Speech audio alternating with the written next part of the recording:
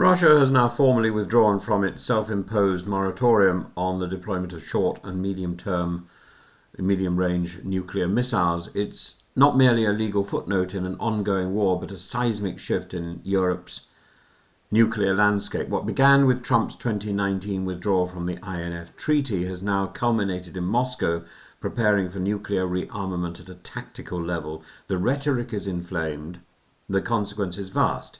The Intermediate Range Nuclear Forces Treaty, signed by Reagan and Gorbachev in 1987, eliminated all ground-launched nuclear missiles with ranges between 500 and 5,500 kilometers. It was a Cold War milestone, not symbolic but structural. It removed an entire class of weapons from Europe.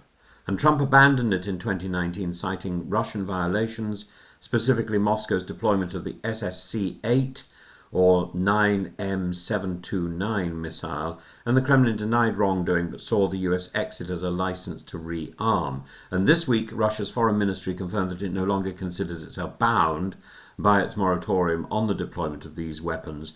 Dmitry Medvedev, now a grotesque caricature of his former reformist image, declared ominously, "This is the new reality, expect further steps."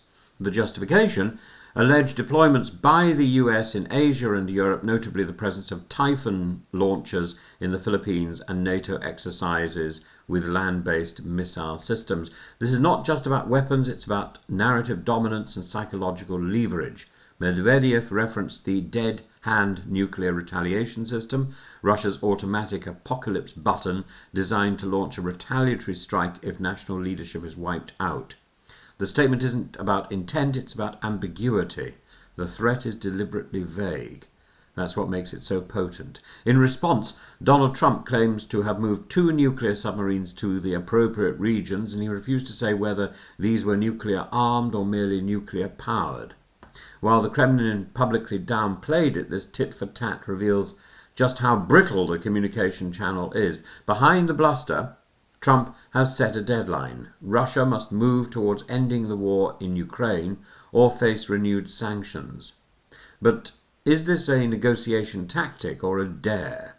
Russia is now mass-producing the Oreshnik hypersonic missile, a weapon that travels at 10 times the sound of speed, the speed of sound.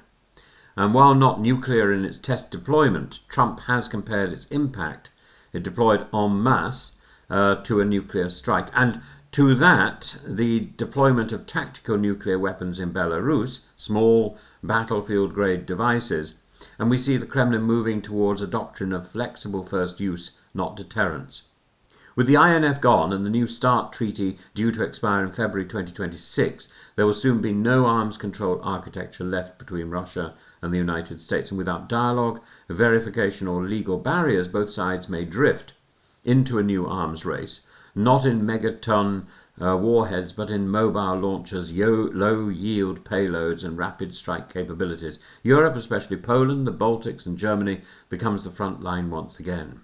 Kremlin-controlled media like RT are gleefully stoking this fire. Margarita Simonian wrote that American foreign policy aims to ensure that in case of war it is the spires of European cathedrals that go up in flames first. This is not policy, it's nihilism in state-sponsored prose. And the real danger is not a premeditated launch, but a miscalculation. One drone too close, one radar misread, one ego bruised too far. Russia justifies its decision by pointing to US missile deployments in the Asia-Pacific, clearly linking the Ukraine war to broader tensions with the West and with China's strategic proximity. Moscow is also watching Trump's pressure on India and China to curb their purchases of Russian oil. If Putin feels cornered, nuclear signaling may intensify. This is the language of nuclear ambiguity. It's old, dangerous, and grotesquely familiar. Russia has crossed a new threshold, not by firing, but not by posturing without constraint. It wants the world to be nervous. It wants Washington to hesitate. It wants Kyiv to feel abandoned.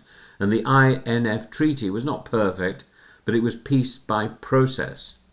And without it, We have intimidation without dialogue, posturing without constraint, theatre without de-escalation, chaos. And unless diplomacy is revived soon, Europe may once again become the ground zero of a nuclear standoff in which no one truly wins.